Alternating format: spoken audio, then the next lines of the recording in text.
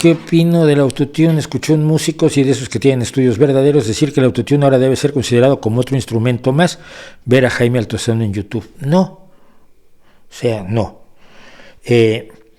Corregir un desafine horroroso en vez de repetir la toma puede pasar. Una canción autotuneada. El otro día hay un gran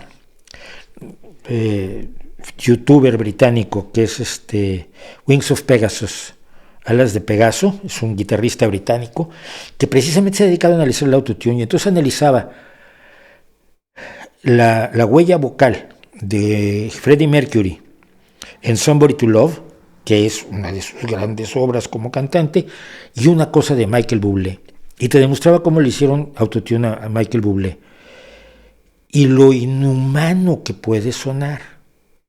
Pero es que si tú pones un estándar de perfección absoluta en el disco, ¿cómo lo cumples en la vida real?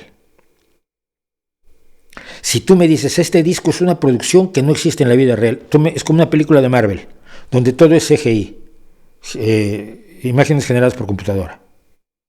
Vale.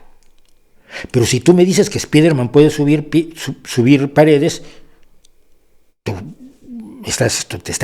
me estarías engañando. Si tú me dices que un cantante puede acertar todas las notas con absoluta perfección, me estás engañando. Entonces dime que me estás vendiendo algo que no es cierto, pero no me digas que luego ese mismo cantante va a hacer eso en vivo, porque no lo va a hacer, porque el actor de Spider-Man no se anda subiendo por las paredes en las convenciones de cómics. Entonces no estoy de acuerdo para nada. ¿Que puede ser una herramienta útil? Sí, pero si es el elemento que sustituye al talento de un cantante. Es que me parece tan enormemente absurdo como ponerle autotune a un violinista, porque los violinistas tampoco aciertan del todo al 100% todas las notas. Es que es falsificar la música, y la música tiene imperfecciones. Primer punto. Toda la música con afinación equidistante es falsa. Tendrías que afinar tus instrumentos para cada tono en el que vas a cantar. Toda la afinación es falsa. El bien temperado del clave de Bach, donde de do a do se divide en dos intervalos iguales en vez de dividirse según sus armónicos, es una afinación falsa.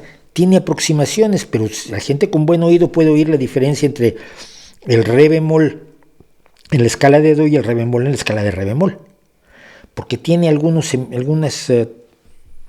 fracciones de tono distintas. Si hemos acordado una afinación aproximada para poder tocar muchas cosas en el piano y para poder tocar muchas cosas en la guitarra sin tener que afinar la guitarra, como está en la y ahora voy a tocar en do, tengo que volver a afinar la guitarra para que tenga los intervalos exactos. No me acuerdo cómo se llama en español esto, la verdadera afinación. ¿Por qué le vamos a contar a la gente que los cantantes sí son perfectos? Es que no encuentro el sentido, es que es antimusical.